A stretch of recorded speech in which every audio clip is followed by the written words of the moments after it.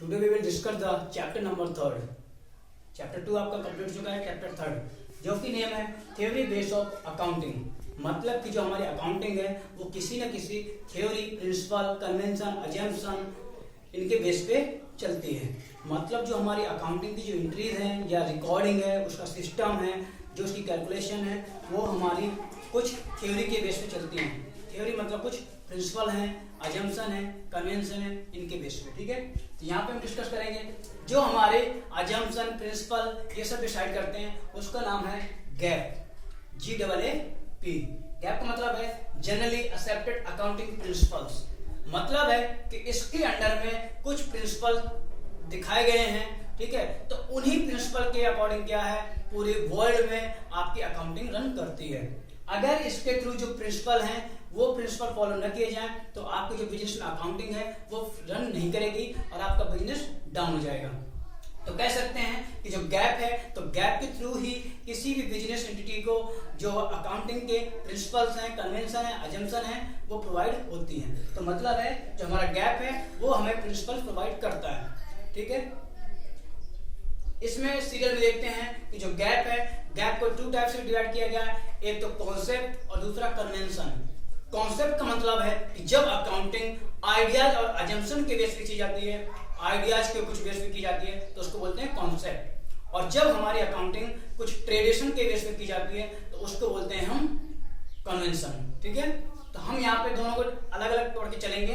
पहले हम देख लेते हैं कॉन्सेप्ट। तो क्या लिखा है, बेसिक अकाउंटिंग कॉन्सेप्ट। मतलब कि जो कॉन्सेप्ट दिए हैं गैप के थ्रू। गैप क्या है, गैप के मतलब है कि गैप एक ऐसी सिस्टम है, ठीक है, जिसके अंडर में आपको सभी तरीके के प्रिंसिपल, कन्वेंशन, अजम्पशन दिए हुए हैं। ठीक है, पहला है business entity concept. Business entity concept का मतलब है कि जो भी बिजनेस है, बिजनेस और ओनर दोनों ही सेपरेट पर्सन माने जाते हैं। मतलब बिजनेस को ओनर से अलग माना जाता है। जैसे सपोज मान लो मैं हूं, ठीक है, मैंने 1 लाख रुपए कैपिटल इन्वेस्ट कर दी और कोई बिजनेस ओपन कर लिया, तो इसका मतलब क्या है कि बिजनेस और मैं दोनों हम अलग अलग हैं। अगर मैं उसे कुछ पैसा दूंगा तो लोन ट्रीट किया जाएगा, मैं वहां से पैसा निकालूंगा तो ड्रॉइंग ट्रीट की जाएगी। मतलब मुझे उनको इंटरेस्ट देना पड़ेगा, वो मुझे भी इंटरेस्ट देंगे। तो कह सकते हैं कि बिजनेस एंटिटी कॉन्सेप्ट के अंदर ये बोला गया है कि जो हमारा बिजनेस है और जो ओनर है दोनों ही सेपरेट पर्सन होते हैं। मतलब दोनों एक ही पर्सन नहीं है। तो आप लोग ये अपने माइंड में याद रख लें स्टूडेंट्स कि बिजनेस और ओनर दोनों एक नहीं होते हैं। बिजनेस और ओनर दोनों अलग अलग होते हैं। जैसे रिलायंस इंडस्ट्रीज, आप बोलते हैं कि अंबानी, तो अंबानी का मतलब ये नहीं है कि अंबानी का पूरा बिजनेस हो गया है। अंबानी का क्या है, मैक्सिमम नंबर ऑफ शेयर जो है वो अंबानी के पास है, या मैक्सिमम जो कैपिटल इन्वेस्ट की गई है वो अंबानी के द्वारा की गई है। ठीक है, तो कहेंगे कि according as per the business entity concept business are separate from the its owner. मतलब बिजनेस और ओनर दोनों अलग अलग है। सेकंड वन है मनी मेजरमेंट। मनी मेजरमेंट का है, आप लोगों ने अकाउंट की डेफिनेशन भी देखी थी कि जो आपके इवेंट्स हैं या ट्रांजैक्शन है वो फाइनेंशियल कैरेक्टर का और मनी में रिप्रेजेंट होने चाहिए। तो कह सकते हैं कि इस कॉन्सेप्ट के अंदर ये बोला गया है कि वो ट्रांजैक्शन ही अकाउंटिंग में रिकॉर्ड किए जाएंगे जो हमारे मनी में रिप्रेजेंट किए जाएंगे। अगर वो ट्रांजैक्शन मनी में रिप्रेजेंट नहीं है तो आपका ट्रांजैक्शन अकाउंट में रिकॉर्ड नहीं होगा। तो कह सकते हैं कि आपका as per the concept of money measurement transaction आपके मनी में रिप्रेजेंट होने चाहिए। सपोज एग्जांपल, जैसे आपने बिल्डिंग खरीदी, बिजनेस चला रहे हैं, तो 4 बिल्डिंग खरीदी, तो आप ये नहीं लिखेंगे 4 बिल्डिंग नहीं रिकॉर्ड करेंगे। क्या रिकॉर्ड करेंगे, जो उनकी प्राइस होगी, मान लो 4 लाख, 5 लाख, 2 लाख, 10, 20 लाख, ये। तो मतलब है कि transaction must be represented in the form of money. ठीक है, तो ट्रांजैक्शन को मनी में रिप्रेजेंट होना चाहिए। थर्ड कॉन्सेप्ट है going concern. Going concern concept का मतलब होता है कि जो भी बिजनेस एंटिटी है आपकी, ठीक है, तो उसका एम होता है कि उसे अपने लंबे समय में रन करना है। मतलब कोई भी बिजनेस ये नहीं चाहता कि वो एक ही समय में खत्म हो जाएगा। तो इसलिए क्या करता है, जो अपने आइटम है, ट्रांजैक्शन है, या जो अपनी एसेट्स हैं, लायबिलिटीज है, उनको वो जिस एसेट में वैल्यू परचेज करता है उसी में रिकॉर्ड करता है। ठीक है, नेक्स्ट है accounting period concept. Accounting period concept का मतलब है कि आप खुद सोच लो कि अगर आप कोई बिजनेस रन कर रहे हो और आपने कुछ भी रिकॉर्डिंग नहीं कर रहे हो, जब रिकॉर्ड नहीं करोगे तो आपको प्रॉफिट पता नहीं चलेगा ना लॉस पता चलेगा। तो इसलिए एज पर दिस कॉन्सेप्ट सभी बिजनेस को अपना एक अकाउंटिंग पीरियड फॉलो करना होता है। मतलब कि इतने साल के इतने मंथ के बाद आपको अपनी अकाउंटिंग रिपोर्ट प्रिपेयर करनी पड़ेगी, ये सभी को ये बोला जाता है। इस कॉन्सेप्ट में कहा गया है कि जो आपका अकाउंटिंग पीरियड है वो 1 अप्रैल टू 31 मार्च हो सकता है या 1 जनवरी टू 31 दिसंबर। ठीक है, तो अकाउंटिंग पीरियड कॉन्सेप्ट में है कि आपको सभी बिजनेस को एक अकाउंटिंग पीरियड फॉलो करना पड़ेगा, क्योंकि उससे क्या है, जब अकाउंटिंग पीरियड होगा तो आप हर साल अपना प्रॉफिट या लॉस कैलकुलेट कर पाएंगे। कंसिस्टेंसी कॉन्सेप्ट, कंसिस्टेंसी कॉन्सेप्ट का मतलब है कि आप सभी जानते हैं कि जो भी बिजनेस है वो अपने बिजनेस का जो प्रॉफिट है या उसकी प्रोग्रेस है उसको कंसिस्टेंट करना चाहता है कि जो हमारे बिजनेस की प्रोग्रेस है वो आगे कंसिस्टेंट रहे। तो क्या करना चाहिए, कंसिस्टेंसी में कहा गया है कि आपके जितने भी मेथड्स हैं या रूल्स हैं आप वही फॉलो कीजिए, कंटिन्यू करिए। मतलब जैसे अगर आपने डेप्रिसिएशन का एक मेथड यूज किया है तो आप अगले साल भी वही मेथड यूज कीजिए। अगर आप हर साल अपनी पॉलिसी चेंज करेंगे, अपने मेथड चेंज करेंगे तो क्या होगा, कंपैरिजन करना बहुत ही डिफिकल्ट टास्क हो जाएगा। क्योंकि आप सपोज मान लो कि आपने इस बार वैल्यूएशन जो किया है आपने किया स्ट्रेट लाइन मेथड से, दूसरी बार किया आपने रिटन डाउन वैल्यू मेथड से, तो आप उनका कंपैरिजन नहीं कर सकते हैं। तो क्या करना चाहिए कि आपको जो पॉलिसी है, प्रोसीजर है, मेथड्स हैं, उनको आपको एक कंसिस्टेंट रखना चाहिए नंबर ऑफ ईयर्स में। नेक्स्ट आपका कंजर्वेटिव में, कंजर्वेटिव जो कॉन्सेप्ट है, कंजर्वेटिव कॉन्सेप्ट का मतलब होता है कि जो आपका बिजनेस है तो बिजनेस में ओनली प्रॉफिट रिकॉर्ड नहीं होना चाहिए, रिकॉर्ड क्या होना चाहिए आपका, लॉस। मतलब कि जो एंटिसिपेटेड लॉस है पहले वो रिकॉग्नाइज करने चाहिए और पहले ना कि प्रॉफिट। सपोज मान लो आप बिजनेस रन कर रहे हो, आपको पता चला कि यहाँ से आपको 2 लाख का प्रॉफिट हो जाएगा, तो आप तुरंत बुक में मत चढ़ा लो 2 लाख हो गया प्रॉफिट।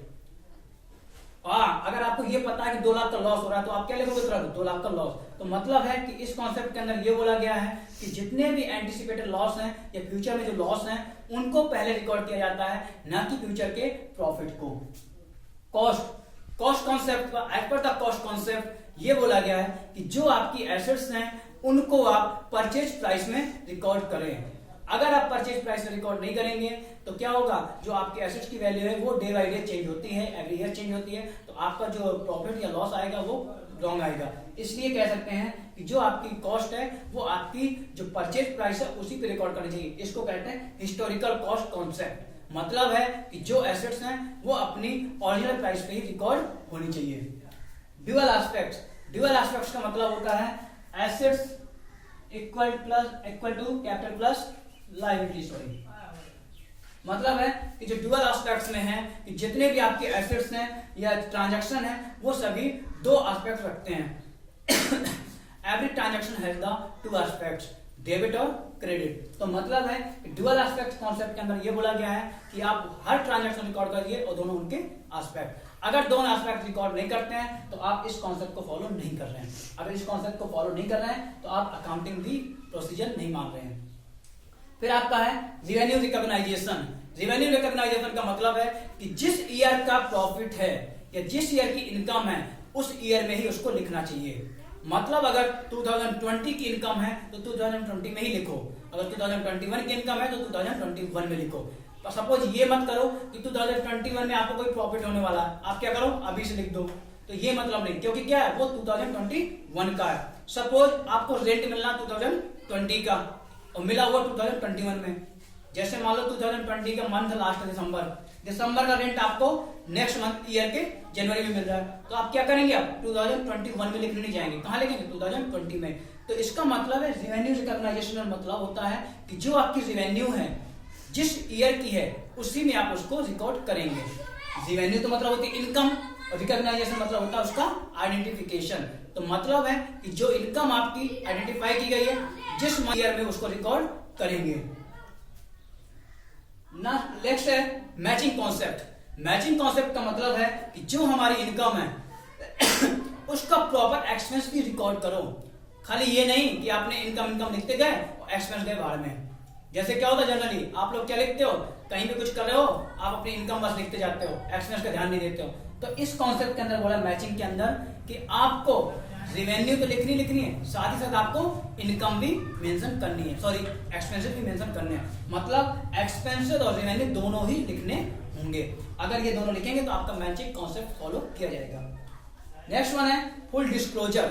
फुल डिस्क्लोजर का मतलब है कि आप लोगों ने पढ़ा था कम्युनिकेटिंग टू यूजर्स, मतलब है फुल डिस्क्लोजर का मतलब है जो भी इंफॉर्मेशन है बिजनेस के रिगार्डिंग और उसके जो अप्रोप्रिएट या रिस्पेक्टिव जो यूजर्स हैं उनको आप इंफॉर्मेशन प्रोवाइड कीजिए।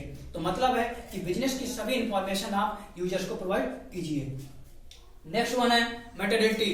मैटेरियलिटी का मतलब होता है कि जितने भी आपके ट्रांजैक्शन है बिजनेस में सब वो छोटे छोटे नेचर के ट्रांजैक्शन होते हैं, तो आप क्या कीजिए वो छोटे छोटे नेचर के ट्रांजैक्शन मत लिखिए, सीधे एक साथ पूरा लिख लीजिए। जैसे आप एग्जांपल समझिए, आप एक पेंसिल लेके आए, फिर कल गए आप एक रबर लेके आए, इरेजर, ठीक है, फिर गए आप पेन लेके आए, तो अब आप क्या करेंगे, आप इन सबको अलग अलग खर्च नहीं लिखेंगे कि पता चले एक लिख दिया पेन 5 रुपए, फिर वो 5 रुपए, फिर 5 रुपए, ऐसे क्या होगा आपको बहुत लेंदी हो जाएगा। आप क्या करेंगे सीधे लिख देंगे स्टेशनरी और 20 रुपीज।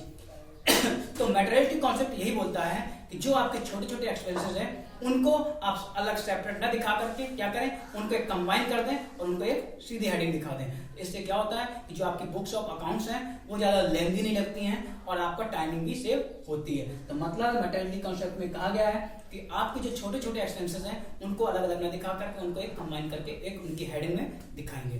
तो एक बार फिर से आपको बता दें, रिव्यू दे देते हैं कि जो आपकी अकाउंटिंग है, ठीक है, जो आपकी अकाउंटिंग है वो कुछ थ्योरीज और प्रिंसिपल कन्वेंशन बेस पे चलती है।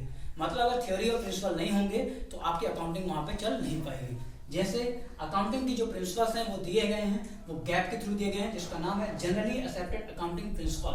मतलब जो प्रिंसिपल पूरी वर्ल्ड में फॉलो किए जाते हैं तो उनको बोला जाता है गैप, मतलब वो सभी पूरी वर्ल्ड में फॉलो किए जाते हैं, ठीक है। तो ये आपके सभी कॉन्सेप्ट हैं, उनको आप याद कीजिए। हम दूसरे जो कन्वेंशन है वो आपको बाद में बताएंगे। अगर इनमें कोई डाउट होगा तो आप क्लास में हमसे पूछ सकते हैं।